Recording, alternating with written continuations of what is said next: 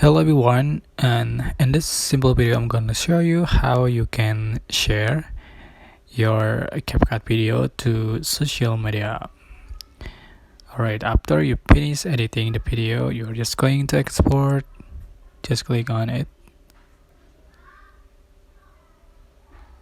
and waiting for exporting. And after done, you can select one of the social media below. For instance, I'm going to select Instagram and select Instagram. So you can share as reel, post, story, or message.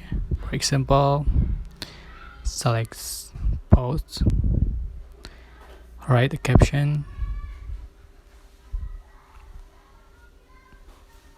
okay, and click share. That's it. So that's how you can share your CapCut video to social media. I hope this tutorial was helpful for you. Don't forget to like, comment, share, and also subscribe. Thank you so much for watching.